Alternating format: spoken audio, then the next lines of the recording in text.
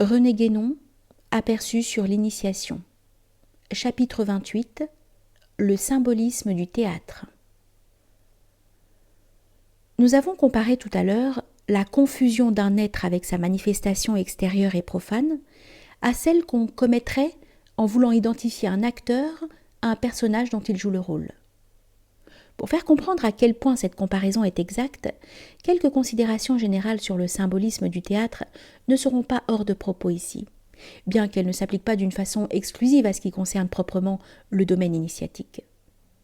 Bien entendu, ce symbolisme peut être rattaché au caractère premier des arts et des métiers, qui possédaient tous une valeur de cet ordre par le fait qu'ils étaient rattachés à un principe supérieur, dont ils dérivaient à titre d'application contingente, et qui ne sont devenus profanes, comme nous l'avons expliqué bien souvent, que par suite de la dégénérescence spirituelle de l'humanité, au cours de la marche descendante de son cycle historique. On peut dire d'une façon générale que le théâtre est un symbole de la manifestation, dont il s'exprime, dont il exprime aussi parfaitement que possible le caractère illusoire. Petite note. Nous ne disons pas irréel. Il est bien entendu que l'illusion doit être considérée seulement comme une moindre réalité. Fin de la note. Et ce symbolisme peut être envisagé soit au point de vue de l'acteur, soit à celui du théâtre lui-même. L'acteur est un symbole du soi, ou de la personnalité se manifestant par une série indéfinie d'états et de modalités qui peuvent être considérés comme autant de rôles différents. Et il faut noter l'importance qu'avait l'usage antique du masque pour la parfaite exactitude de ce symbolisme. Petite note. Il y a d'ailleurs lieu de remarquer que ce masque s'appelait en latin persona. La personnalité est littéralement ce qui se cache sous le masque de l'individualité. Fin de la note.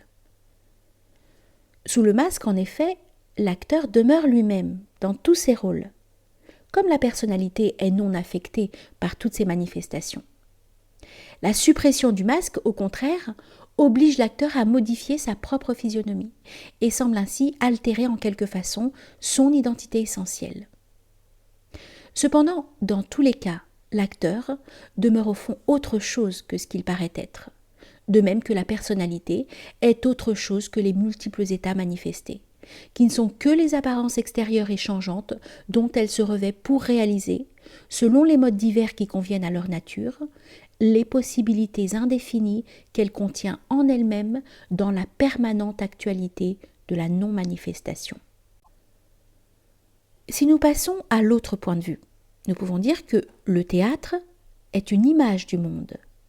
L'un et l'autre sont proprement une représentation, car le monde lui-même, n'existant que comme conséquence et expression du principe, dont il dépend essentiellement en tout ce qu'il est, peut être regardé comme symbolisant à sa façon l'ordre principiel.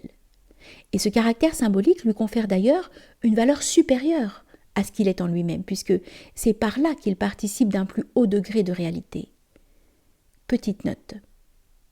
C'est aussi la considération du monde, soit comme rapporté au principe, soit seulement dans ce qu'il est en lui-même, qui différencie fondamentalement le point de vue des sciences traditionnelles et celui des sciences profanes. Fin de la note. En arabe, le théâtre est désigné par le mot tamthil, qui, comme tous ceux qui dérivent de la même racine mathl, a proprement les sens de ressemblance, comparaison, image ou figure. Et certains théologiens musulmans emploient l'expression alam tamthil, qu'on pourrait traduire par monde figuré ou par monde de représentation, pour désigner tout ce qui, dans les écritures sacrées, est décrit en termes symboliques et ne devant pas être pris au sens littéral. Il est remarquable que certains appliquent notamment cette expression à ce qui concerne les anges et les démons, qui effectivement représentent les états supérieurs et inférieurs de l'être, et qui d'ailleurs ne peuvent évidemment être décrits que symboliquement par des termes empruntés au monde sensible.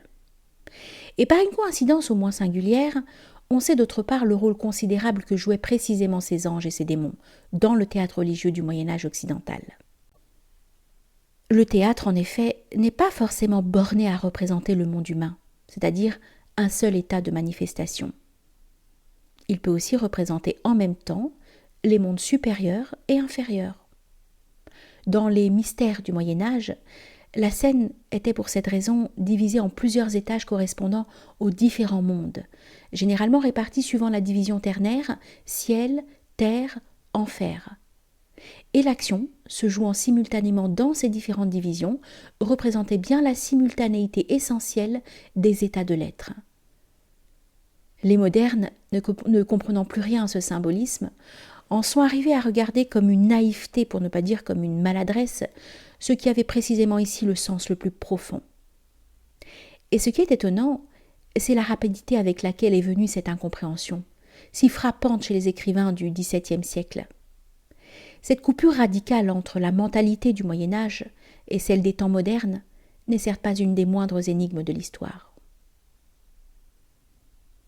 Puisque nous venons de parler des mystères, nous ne croyons pas inutile de signaler la singularité de cette dénomination à double sens.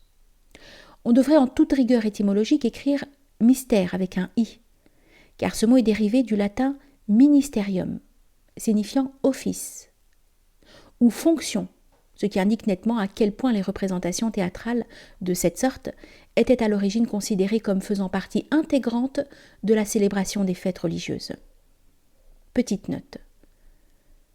C'est également de ministerium, au sens de fonction, qu'est dérivé d'autre part le mot métier, ainsi que nous l'avons déjà signalé ailleurs, dans le règne de la quantité et les signes des temps. Fin de la note.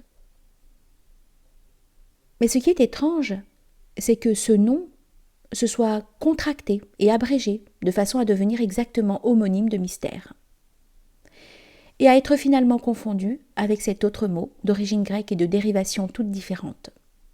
Est-ce seulement par allusion au mystère de la religion, mis en scène dans les pièces ainsi désignées, que cette assimilation a pu se produire ?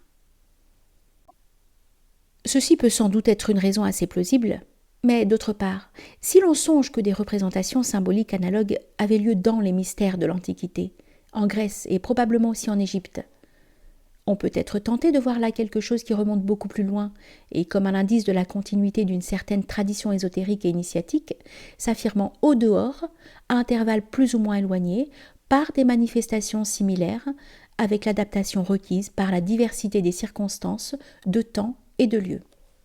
Petite note. À ces représentations symboliques, on peut d'ailleurs attacher directement la mise en action rituelle des légendes initiatiques dont nous avons parlé plus haut. De plus, l'extériorisation en mode religieux, au Moyen-Âge, peut avoir été la conséquence d'une telle adaptation. Elle ne constitue donc pas une objection contre le caractère ésotérique de cette tradition en elle-même. Fin de la note. Nous avons d'ailleurs eu assez souvent, en d'autres occasions, à signaler l'importance comme procédé du langage symbolique, des assimilations phonétiques entre des mots philologiquement distincts. Il y a là quelque chose qui, à la vérité, n'a rien d'arbitraire, quoi qu'en puissent penser la plupart de nos contemporains, et qui s'apparente assez directement au mode d'interprétation relevant du nirukta hindou. Mais les secrets de la constitution intime du langage sont si complètement perdus aujourd'hui qu'il est à peine possible d'y faire allusion sans que chacun s'imagine qu'il s'agit de fausses étymologies, voire même de vulgaires jeux de mots. Et Platon lui-même, qui a parfois eu recours à ce genre d'interprétation, comme nous l'avons noté incidemment à propos des mythes, ne trouve pas grâce devant la critique pseudo-scientifique des esprits bornés par les préjugés modernes. Pour terminer ces quelques remarques, nous indiquerons encore dans le symbolisme du théâtre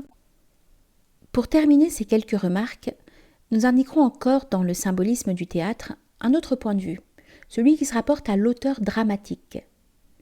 Les différents personnages, étant des productions mentales de celui-ci, peuvent être regardés comme représentant des modifications secondaires, et en quelque sorte des prolongements de lui-même, à peu près de la même façon que les formes subtiles produites dans l'état de rêve.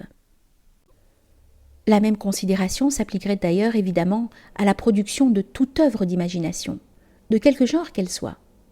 Mais dans le cas particulier du théâtre, il y a ceci de spécial que cette production se réalise d'une façon sensible, donnant l'image même de la vie, ainsi que cela a eu lieu également dans le rêve. L'auteur a donc à cet égard une fonction véritablement démiurgique, puisqu'il produit un monde qu'il tire tout entier de lui-même. Et il est en cela le symbole même de l'être produisant la manifestation universelle. Dans ce cas, aussi bien que dans celui du rêve, l'unité essentielle du producteur des formes illusoires n'est pas affectée par cette multiplicité de modifications accidentelles, non plus que l'unité de l'être n'est affectée par la multiplicité de la manifestation. Ainsi, à quelque point de vue qu'on se place, on retrouve toujours dans le théâtre ce caractère qui est sa raison profonde, si méconnue qu'elle puisse être par ceux qui en font quelque chose de purement profane, et qui est de constituer, par sa nature même, un des plus parfaits symboles de la manifestation universelle.